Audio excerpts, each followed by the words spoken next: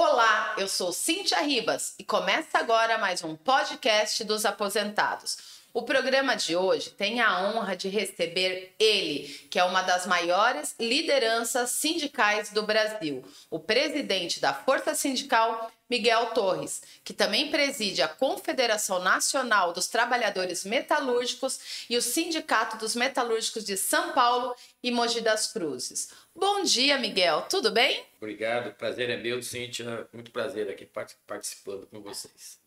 Miguel, você também faz parte, além de todos esses cargos que você ocupa no sindicalismo, você também faz parte do Conselhão, que é o Conselho de Desenvolvimento Econômico Social Sustentável, do CONSEA, que é de Segurança Alimentar, ambos do governo Lula, e também participa de reuniões de outros conselhos.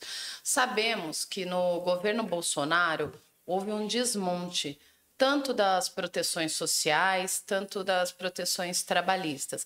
Como que está essa reconstrução do país agora?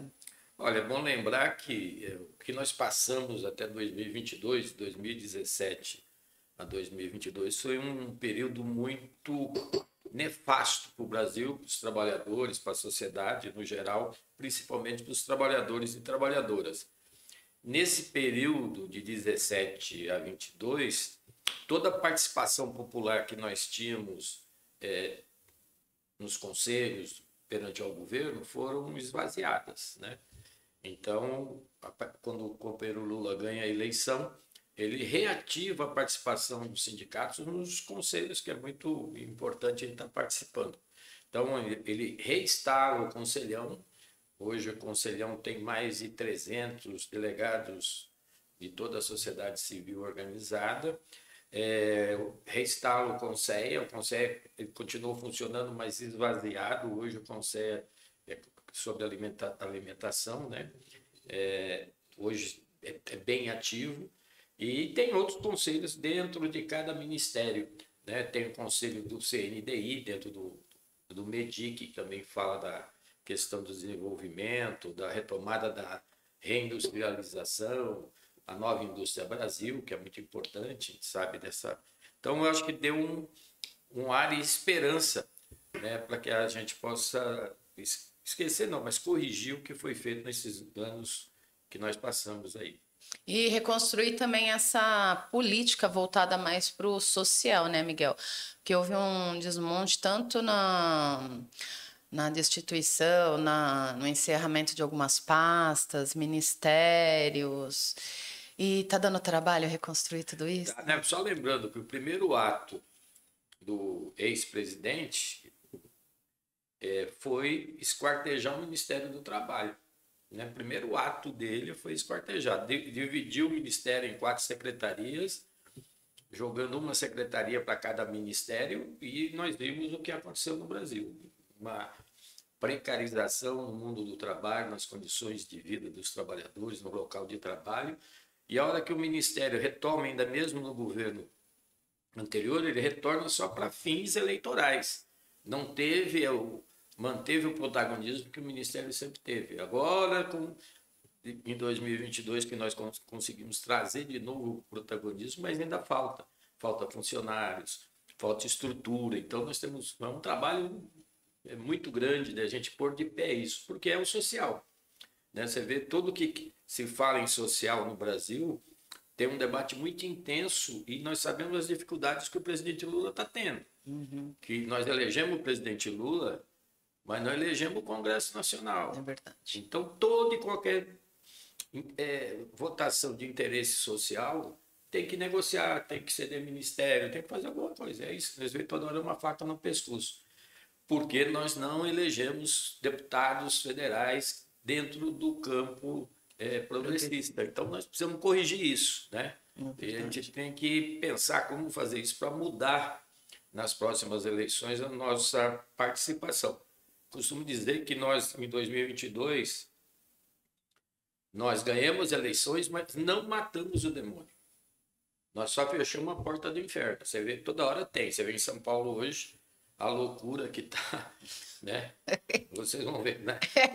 Uns dias atrás aí, até cadeiradas tivemos, né? Então, você vê que não é fácil, não. É verdade.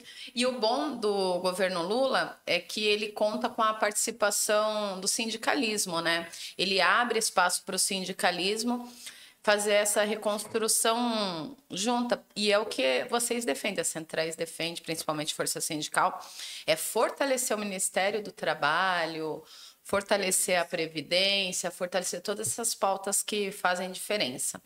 E você acabou de voltar da Rússia, do BRICS sindical.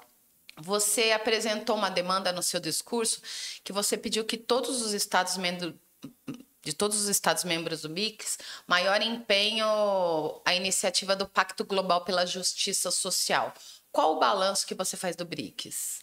Olha, foi muito importante, lembrando, o BRICS, ele nasceu para ser um contraponto ao sistema bancário mundial do ponto de vista das estruturas mais antigas.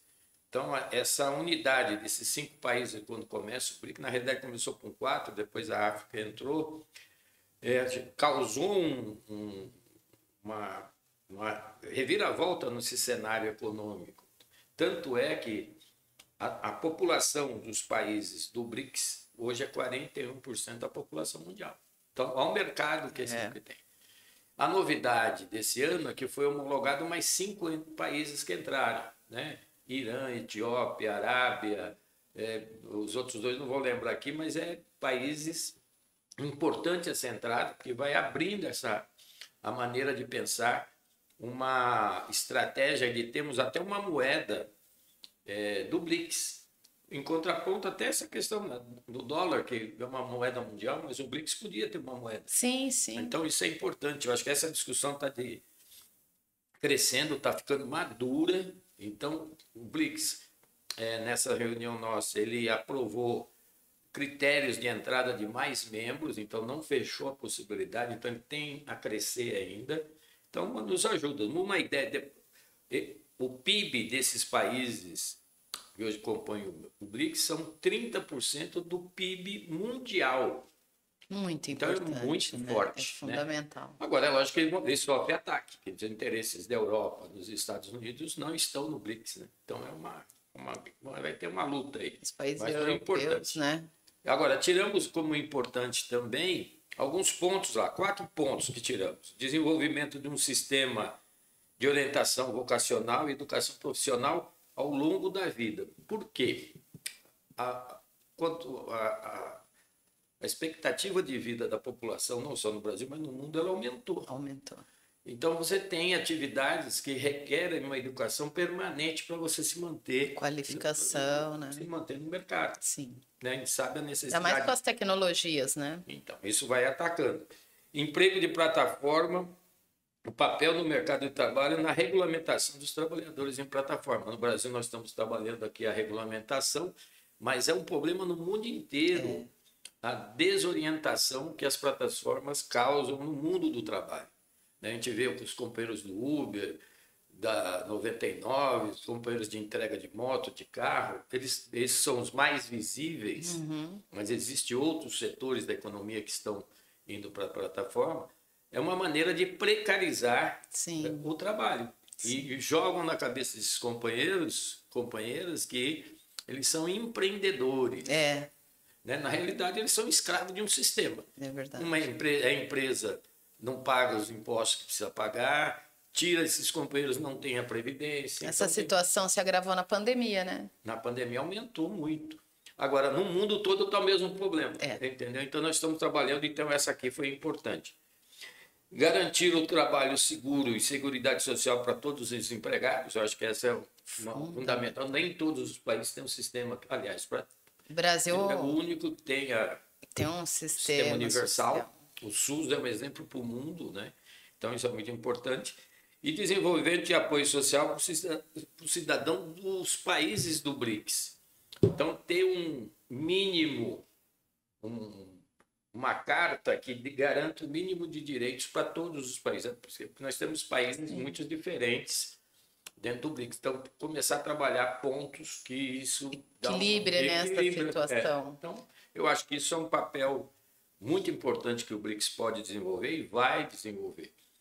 Sobre o pacto que me referi no discurso é o pacto que o companheiro Lula e o Biden assinaram em Nova York no ano passado, sobre a questão social. Então, são pontos também que vai muito ao encontro desses 4 pontos, né? Contra emprego precarizado, pela diminuir a fome no mundo, acabar com a fome no Que é mundo, fundamental. Então, são pontos importantes. Então, essa discussão foi muito bem trabalhada, então nós achamos que é um caminho que tem que tem que ter que seguir. seguir. E é perfeito, porque a gente precisa divulgar mais essa iniciativa. O BRIC sindical, ele fica muito dentro do movimento sindical. A população precisa também tomar conhecimento dessa discussão e da preocupação das centrais, da força sindical, tá participando desse processo e desse debate, né? Que visa acabar, diminuir a desigualdade no Brasil e nos países do mundo também, né, Miguel? É um exemplo. Eu acho que isso vai prosperar nesse caminho. É muito importante. E agora falando de Brasil, a gente sabe que aqui no Brasil a situação deu uma boa melhorada, né? Ó, segundo o Diese, 85% das convenções e acordos coletivos tiveram aumento real de salário acima da inflação e o desemprego está em declínio, com menos de 7% de taxa de desemprego. Como que você avalia essa situação, Miguel, e você como presidente da Confederação dos Metalúrgicos, dos sindicatos metalúrgicos, como estão as campanhas salariais? Olha, esse relatório, essa pesquisa que o Diese fez, ela reflete a realidade mesmo, não podemos questionar nada. A importância do movimento sindical nos seus acordos de convenção coletiva tem sido demonstrado muito fortemente do ano passado para cá. Então, isso demonstra que o movimento sindical não para um segundo na luta, no avanço das conquistas dos trabalhadores. Lembrando que no Brasil não tem política salarial. Então, o reajuste, mesmo que a maioria da população acha que a inflação é automática no seu salário, não é. Tem que ter negociação. Se não tiver negociação, não vem. O que avança, o que está na CLT, está nas convenções coletivas. Então, essa importância do movimento sindical ser ativo cresceu muito nesse ano passado para esse. Mostra a diminuição do desemprego, só que nós temos que lembrar, está indo num caminho muito bom, mas nós temos que pensar também em corrigir a questão da massa salarial. A massa salarial ainda é baixa. Nós precisamos melhorar a massa salarial, que eu acho que é o próximo passo. Sim, é verdade. E para quem está nos assistindo, que é aposentado, essa discussão aqui com o Miguel, esse debate, reforça a importância do papel dos sindicatos. Porque não pense você que os direitos eles chegaram por livre e espontânea vontade do empregador, do seu patrão.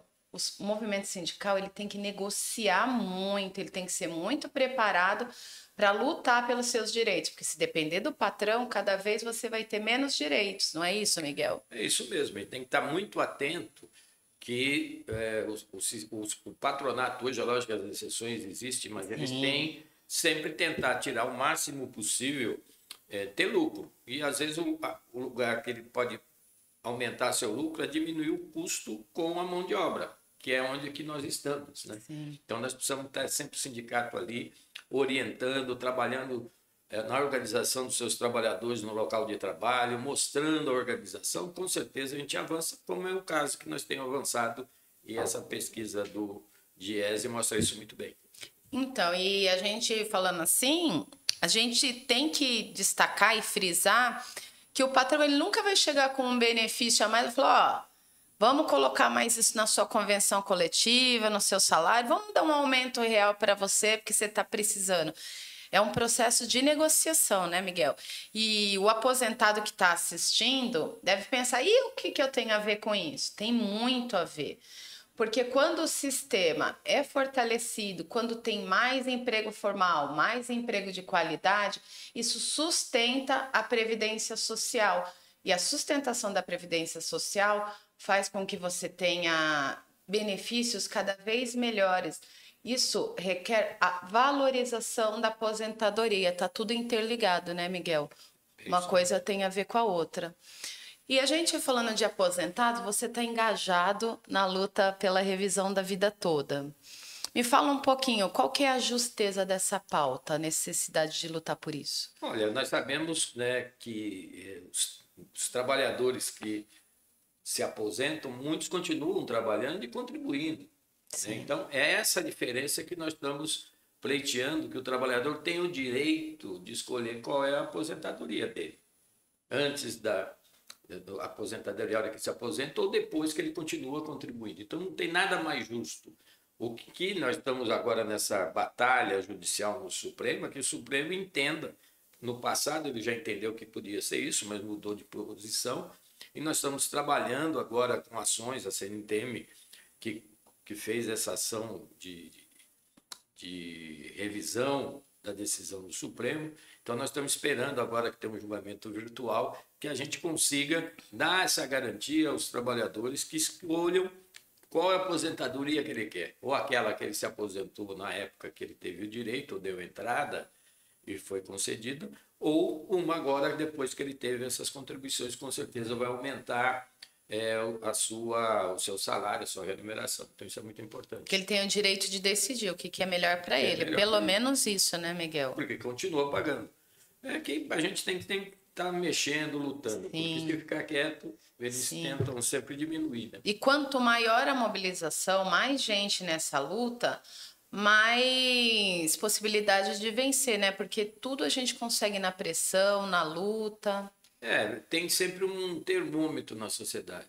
Se a gente está numa reivindicação e ela não aparece como mobilização, ela é fadada para não avançar. Agora, se tem mobilização, se demonstra para a sociedade a importância da reivindicação, isso ganha corpo, e ganhando corpo, influencia nas decisões. Então, por isso que a gente tem que estar sempre ativo mesmo, e a gente sabe da importância que o aposentado e a aposentada tem dentro desse cenário todo. A gente sabe a vida que foi dedicada ao trabalho, sabe o que passou para chegar até onde chegamos, o que foi construído para esses companheiros e companheiras no passado, é o que nós estamos hoje.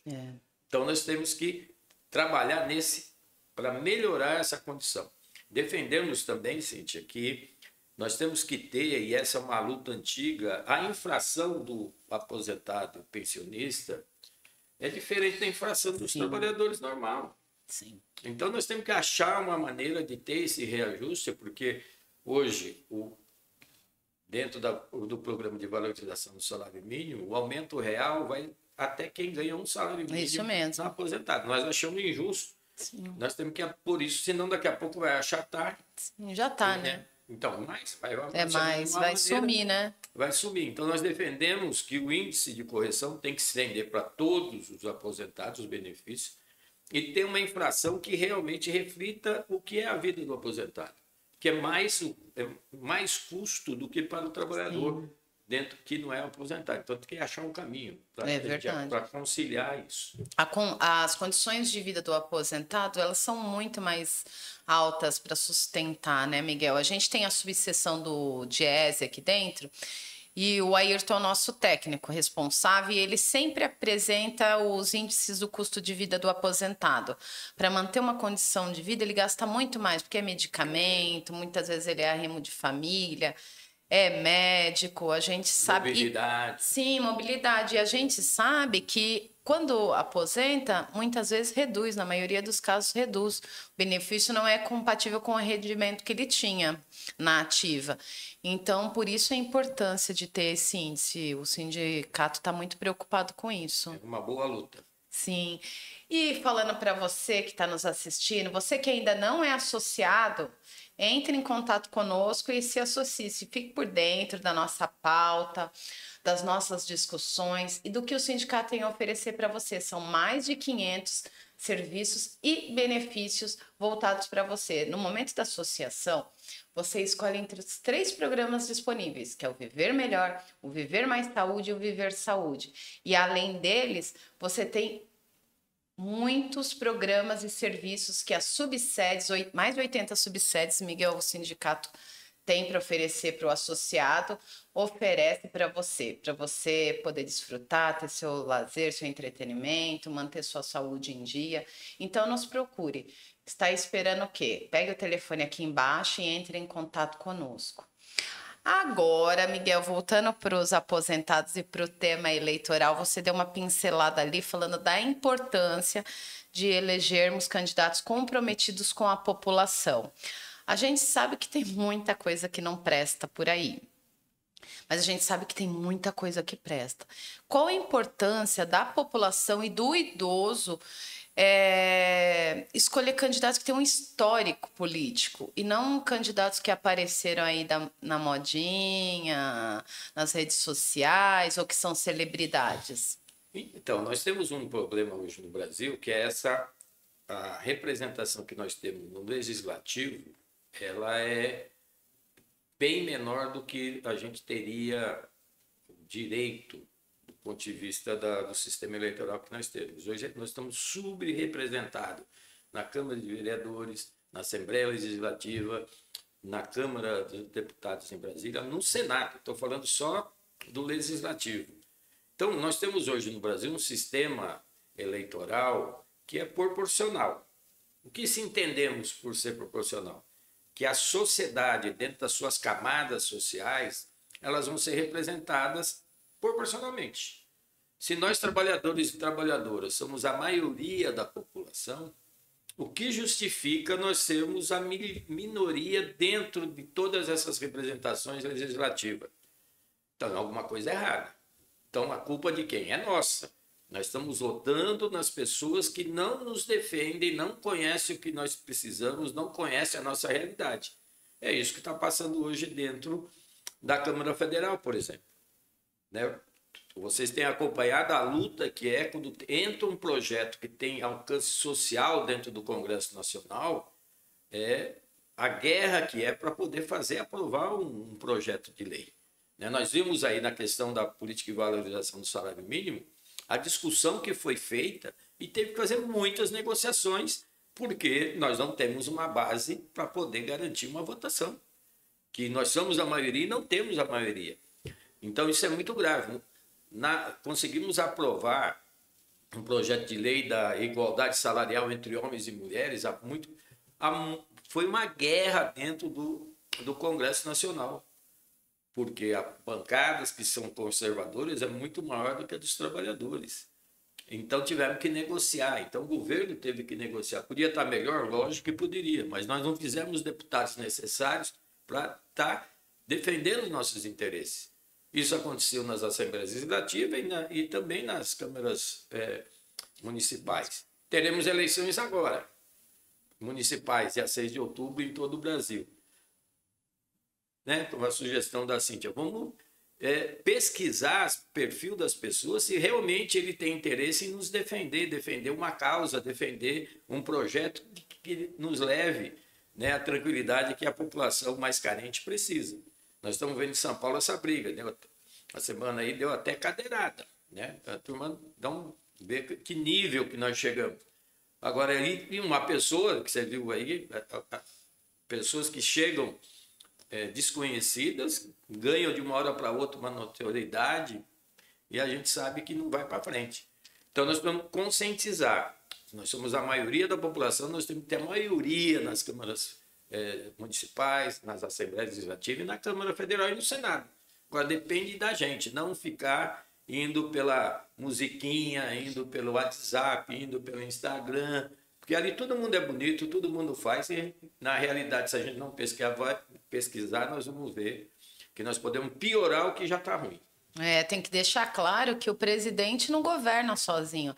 Ele precisa de um congresso e de câmaras fortalecidas, com políticos que tenham, parlamentares que tenham uma ideologia política progressista, que pense na população, né? E não em si mesmo. Agora você me falou do debate de ontem, da cadeirada. Isso que reforça a necessidade da pessoa ter um histórico político. Porque você vê que o episódio que aconteceu com 2 candidatos, que um veio da mídia ali, que é coaching, e o outro é um apresentador de TV, né? Então, isso que demonstra para o público a necessidade da pessoa ter um histórico. Foi deputado, foi vereador, tem projeto de lei. Isso é muito importante, não é, Miguel? O que aconteceu, acho que você viu, os debates cada vez mais afugentam as pessoas de assistir. Desde o primeiro debate que nós tivemos aqui na capital, de São Paulo, uma baixaria, xingamentos. Então, isso não leva a nada. O debate é para a gente conhecer ideias, conhecer propostas, para poder estar melhorando o nosso sentimento de escolha. O que nós vimos antes foi a consequência de diversos atritos que foram acontecendo. Chegou a gota d'água do copo cheio, né? Transbordou. Infelizmente, isso joga contra toda a sociedade, a gente não pode admitir. É verdade. E pensando nisso, o sindicato ele realizou o ciclo nacional de debates, Miguel. Ele recebeu diversos parlamentares aqui, candidatos, né? Recebeu um rapaz dos metalúrgicos, recebeu o candidato do PSOL, recebeu do PT, o João Ananias, recebeu o Rodrigo de Moraes, que é oriundo dos metalúrgicos, recebeu a candidata Tabata do Amaral, recebeu o Guilherme Boulos, aqui para apresentar as nossas propostas e também ouvir as propostas deles, porque é o que você falou, os debates hoje em dia estão cada vez piores. Então, a gente tem que ter a oportunidade de apresentar o que a gente quer para eles, mas também ouvir quais são as propostas dos candidatos. Então, se você tiver alguma dúvida, acompanhe. Todos os nossos debates foram transmitidos. Eles estão no nosso canal no YouTube, na TV Aposentado e no podcast dos Aposentados. Acompanhe que você vai ter lá muito mais esclarecimentos sobre o tema. E diante disso, Miguel, para reforçar essa questão das eleições, as centrais, junto com o Ministério Público do Trabalho, lançaram um aplicativo que visa denunciar o assédio eleitoral. Me fala um pouquinho mais sobre essa iniciativa, porque não foi apenas esse ano, já vem de outros anos, né? Nós conseguimos, em 2022, mediante as denúncias que nós estamos tendo no Brasil todo, de trabalhadores sendo intimidados pelos seus patrões a votarem em determinado candidato. Se você não votar, se esse candidato perder, você também pode perder o emprego. Pressões, né? Nós denunciamos vídeo, gravações do patrão pressionando os trabalhadores. Foi grave. E foi no Brasil todo. O que nós fizemos naquela época? Procuramos o Ministério Público do Trabalho, levamos essa denúncia e o Ministério Público imediatamente absorveu a ideia e montou todo um processo de receber essas denúncias e atuar, né, punitivamente em cima desses maus patrões. Eu não posso generalizar, maus patrões, né? E foi assim, via centrais sindicais, tivemos também, que foi importante, na época, uma ótima reunião com o presidente do TSE, o ministro Alexandre de Moraes, que também recebeu isso e fez dentro do TSE, que já tinha um canal de denúncia, mas melhorou para o trabalhador poder fazer as denúncias. Foi muito importante naquele momento. E agora nós vimos, nesse ano, por mais que a gente achava que podia até estar diminuindo esse problema de assédio, deu uma aumentada, começou a aumentar muito. E uma coisa, não sei se vocês viram aqui no domingo passado, o procurador-geral do Ministério Público do Trabalho, o desembargador Lima, ele fala que das denúncias que eles já estão recebendo, agora elas têm uma característica muito mais agressiva do ponto de vista que é velado, que ele fala na cara dura mesmo. Antes tinha poucas provas, agora sem esse patronato errado que está fazendo, mas ele está sendo muito mais incisivo, sem medo de estar escondendo as ameaças. Então, isso nos ajudou a ampliar essa rede, que a gente possa estar recebendo as denúncias. Lógico que todas as denúncias elas vão passar por um crivo de avaliação, porque a gente sabe que muitas vezes tem sentimentos feridos no meio do caminho, podem fazer denúncias que não são infundadas, mas tem toda uma rede, uma estrutura de avaliar e ter a certeza do que está sendo feito. Então, o Ministério Público assumiu isso, estamos fazendo um app, né, um link, tem dentro do do TSE continua lá um canal exclusivo para as denúncias. Então, isso é muito importante. Você que conhece ou está se sentindo ameaçado, procure, não precisa se identificar, né? E a gente vai estar levando e aferindo esse processo, porque você tem o direito de escolher quem você quiser. A gente espera que você escolha bem, mas você tem o direito de escolher, quem quer votando, né? Então, é isso que nós defendemos. Sim. E vocês já têm um balanço Não, da ainda não. quantidade de denúncias que estão chegando? Eles pediram para fechar essa semana, deve estar sendo fechado esse número, mas aumentou bem. Aumentou, né? Foi mais de Preocupante 3 isso, mil né? lá em 2022, em torno de 3 mil, mas já passou disso. E tem que deixar claro que é sigiloso, né, Miguel? Sigiloso, você fica no anonimato, não vai ter problema nenhum. E não precisa baixar nenhum app, você entra na página das centrais, entra na página da Força Sindical e vai ter lá o QR Code, você lê com o seu celular e deixa a sua denúncia lá, seu patrão não vai saber, ninguém vai saber. O importante é você garantir o exercício democrático do voto, que todo cidadão tem direito, né, Miguel? É isso mesmo. O que a gente pede é que se faça realmente, se é verídico, né? Que a gente sabe que pode ter algumas denúncias falsas. A gente acredita que o trabalhador não vai fazer isso, mas vamos fazer para dar respeito ao que nós temos feito. Sim, e como que ocorre o assédio no ambiente de trabalho? Como que a pessoa consegue reconhecer isso? Às vezes pode ser sutil? Pode, né? Um comentário. Olha, aquilo que eu falei, se o candidato a vereador fulano aqui não for eleito, nós vamos ter dificuldade de manter a fábrica aberta.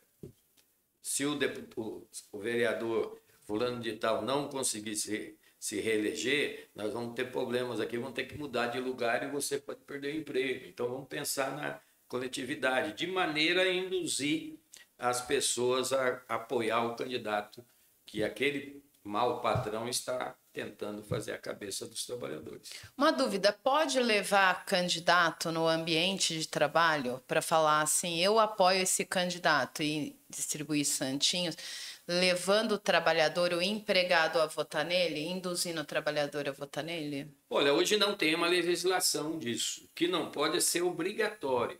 Entende? Deixar claro que isso pode causar o desemprego, caso ele não seja eleito, se ele leva né? um, ele vai dar também a oportunidade de levar outro. Sim. Se ele leva só um e não abre chance de levar outro, está caracterizado. Um crime eleitoral, né? Eleitoral.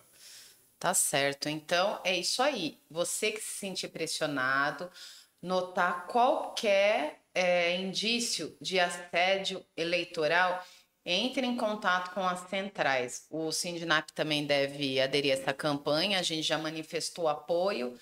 Entre em contato, entre no site da Força Sindical, vai ter o QR Code lá, você lê e denuncia essa prática, porque você tem todo o direito de votar em quem você quiser, né, Miguel? É isso aí. É isso. Miguel, a gente encerra por aqui. Eu queria que você deixasse uma mensagem para os nossos telespectadores, esse importante momento que está chegando agora, que é o eleitoral. Deixe uma mensagem sobre a importância deles terem noção do papel dos sindicatos e de votar em candidatos comprometidos com o povo. Então, nós falamos um pouco já disso, a importância da participação dos trabalhadores nas eleições. E a nossa participação é escolher uma pessoa que tem laços com os trabalhadores, que conheça a realidade do trabalhador e da trabalhadora. No caso dos aposentados, é a mesma coisa. Mesmo que os aposentados, boa parte ainda pode, hoje não está mais no mercado de trabalho, mas boa parte está. E quem não está tem que orientar os seus filhos, seus netos, dessa importância. Porque está em jogo muita coisa. Né? Nessas eleições para vereadores, a gente tem que pôr na cabeça que o vereador é que vai decidir o orçamento da cidade.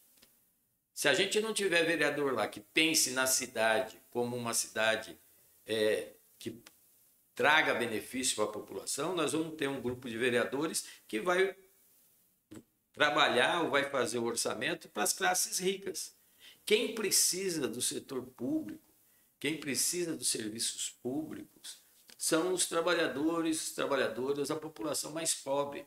O rico não precisa de transporte público, ele tem o dele. O rico não precisa do médico, assistência médica, ele tem a dele.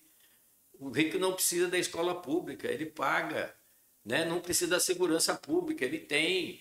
Então não precisa da infraestrutura no bairro, porque ele mora onde mora, já tem infraestrutura. Quem precisa somos nós trabalhadores, por isso que nós temos que votar naqueles candidatos que se identificam com a nossa realidade. Então vamos ficar atentos, né? E nós trabalhadores temos um papel fundamental. Nós temos que informar isso aos nossos amigos, companheiros, companheiras, na vizinhança, na escola. Temos que levar a necessidade de deixar a política hoje legislativa e executiva muito claro para a nossa população.